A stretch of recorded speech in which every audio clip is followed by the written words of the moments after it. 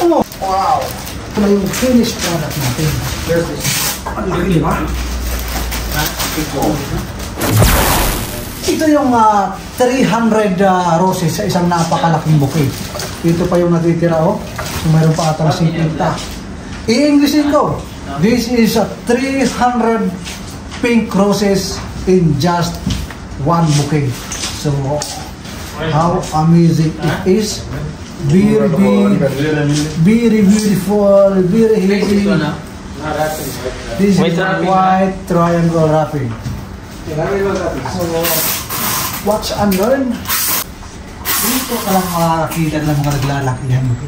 Kaya kung ako sa inyo, mag-subscribe na kayo sa akin. At tuturuan mo kayo paano humimas ng bouquet.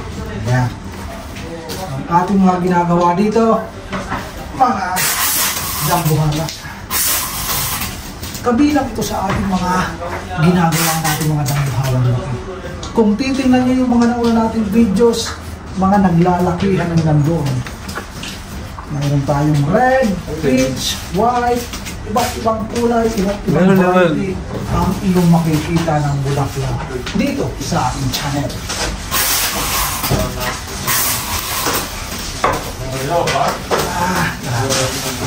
Ito lang naman ay order ng isa sa pinakamayaman dito sa Middle East.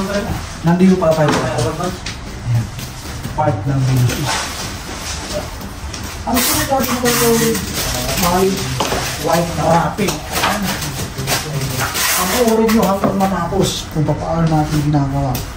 Ito ho ay fresh roses. Kita nyo naman. Fresh pa yan. Hindi yan artificial. Gwapo kayo. Ang ilaw sa gwapo. Ang aking naubos na scotch ay 3 piraso na. What's that, Tambe? Mayroon na tayong ilan na rosas na ilalagay. Ganyan yung tamang paglalagay o sa ilalim yung bukot. Tapos na rin ito. Mga flores dyan na matagal na. Bumaba na ba kayo ng 200, 300, 350, 400 hanggang 1 million na bouquet ang kaya nyo gawin ba? So, mag-comment lang kayo ng yes. Yes, pao. At sila po kayo sa boses ko. Nakasabihin nyo, maangas. From this store.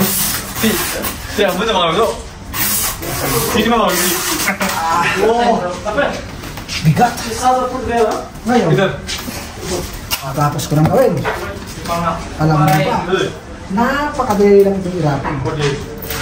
Papakita ko sa inyo pa paano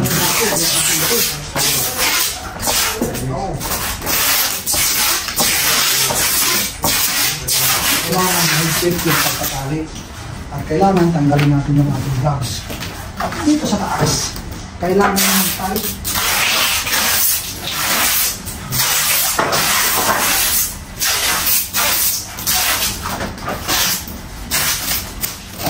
gunting-gunting. Direct hair na yan. Yan o, grabe. Mas malaki pa ito sa akin ang times 3 ata. Too much big. At ito ang gagamitin natin, yung triangle wrapping na mayroong buntot. Ganito lang yung pag-wrapping ng mga dambuhan ng bouquet. Hindi ko halos matala yung kabilang isla. Kailangan ko muna umikot. Yan. Sabay ika-ikit natin yan.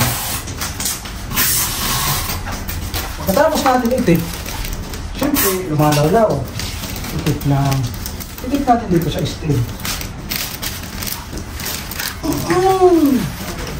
Ang sarap gumawa. Oops. Pagkatapos natin itik, isto natin dito sa kabila. Kasi dito ako lumudo ko. Susundan lang natin nung una natin wrapping. So yun ang magiging layout para maging pantay lahat.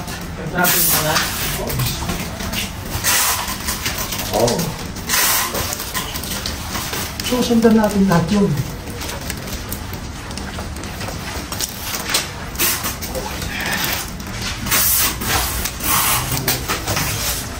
Pagdating sa mga ito, siyempre nalaw-law yan.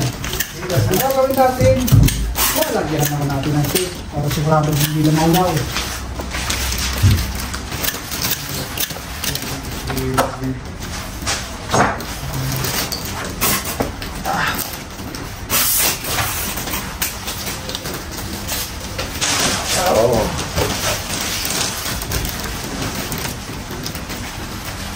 Wala.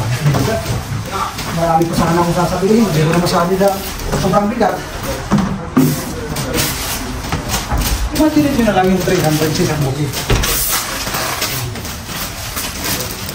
Kung hindi ka sanay gumawa dito, ang mangyayari sa bukid, bibilog yan pag ganito kalaki. Kadalasan gumagawa dito, pag hindi ko masyadong marunong, bibilog talaga yan. Magiging pangit ang itsura. Ang bula. Hindi naman sinasabing na magaling ako. Mayroon lang akong karanasan.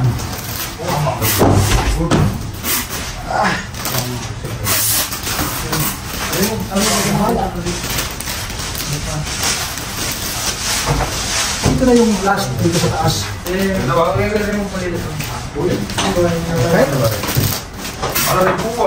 Matapos natin ilagay. Hanapin natin yung harap. Ayun, hanapin ko yung harap. Ayan. Napakaganda. Ito yung harap. Kasi minsan pag gumagawa tayo, walang harap, puro likod. Ngayon, titirahin natin ng malupitan. Ito muna, ito. Hindi lang, kasi lang ito ay ginagawa.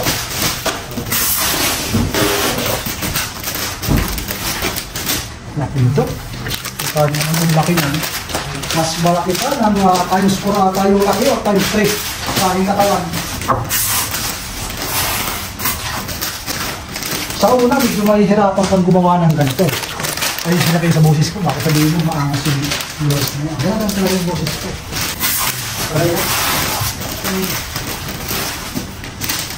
Ganyan lang yan. Oh, nanginginig ka ng dalawang rutina.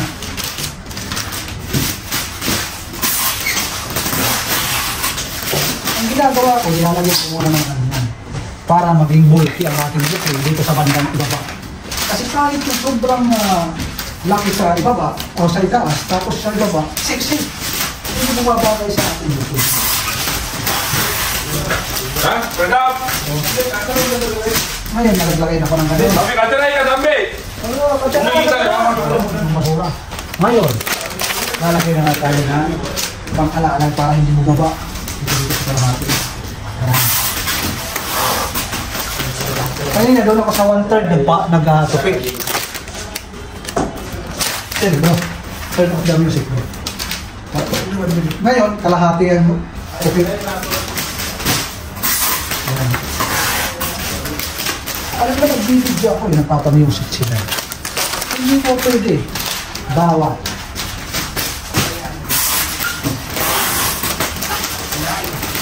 Hanggang maikot yan. Tapos yung pinakalas, doon sa pinakababa niya.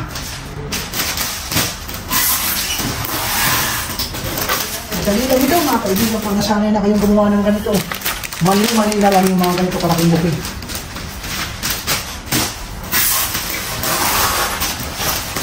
Ngayon, hanapin naman natin ang harap. Ito pa rin ang harap. Kung sana kung simula kanina, doon pa rin ang harap. So since malaki yung ating bukid, lagyan natin ng doble. Dalawa ko ito ha, dito na panikit, tapos dalawa yan, para hindi makapal. Sabakan natin yung buntot para hindi malulog masyado. Pagdamuhan ng bukid, kailangan mahaba yung kanyang paa para magandang tingnan. Doble-doble yung aking ginagawa para yung ang nalagay kailangan para makapal at magandang tingnan.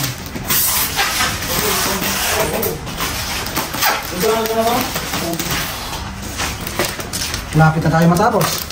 Sige. Kung hindi pa kayo nag-subscribe sa akin, matatapos na lang ako, hindi nyo pa ako sinusubscribe. Bro. Alam nyo ba na dahil lang ako kumukuha ng lakas yung pagsusubscribe natin. Bro. This 300 making how many minutes? How many minutes? Yeah. Maybe if I will make serious, maybe only 20 minutes to 30 minutes. Around 30 minutes? Around 30 minutes? Huh? Around 30 minutes? 30 minutes like that if only like this, rounding. But I will... Happy? Happy also? Yeah. Yes. I can make this one 20-25 minutes. Okay. But now I start taking video now. Yeah. Almost finished the bouquet. Okay. That's right. Ngayon, tama yung narinig ha, kaya akong gumawa. Mga 200 yan. Mga 20 minutes lang yan. Yung 200 yan, 15 minutes lang yan. Kasama sa pag-aapin. Pag walang video ha, hindi yung may pag-usap ako. Seryosohin talaga yung nangiginig talaga yung laman ko sa kakagawa. Kung gaano kaliit, gano'n din kaliit yung aking gawa. Paano pa kaya kung makita niyo yung mga gawa ni Manal ko? Baka mamaya ay. Sabihin na, napakatindi. Ito yung ating gagamitin ha, yung ribbon na rope ribbon. Pakalan natin ng konti para medyo maangas ang dating. Kasi pag sexy ang dating, hindi na maangas. Ayan, para maangas ang dating. Ganito yung pagre-ribbon. Pagtay nyo lang, pakros nyo, tapos nipi. Okay, diba? Ganon. Ganon. Palibasit na, nakakasample. Okay? Okay. So ngayon, ito na yung ating finish na product ng ating lambuhan. Maraming po natin ng punti para maayos na. Kailangan mga scotch tape, pero nakikita yung scotch tape, hindi pwede. Kailangan dito sa ibaba, tatakpan. Wala kahit isang scotch tape ang makikita. So ngayon, ito na yung ating bouquet. Wow! Ito na yung finished product natin. Ganyan yung ating finished product. Di ba? Yung dali namin dito, pinapasa, hindi binibigay. Oh! Ano? Maraming salamat sa mga ha? Hello, sa muli. Paalam sa inyo. Supportive ko talaga yung aking mga kulig dito. Hello, bro. Bye. Oh my God. Show it. Come. Ayan. Anak talaga yun. Ang ganda ng pagkakagawa. Ginagawa ni Paring Alger. Ginagawa niya yung anak. Minsan gumagawa din niya ng tatay. Ito yung dito pipicture na. So yun lang. Babay mo sa inyo at magandang araw.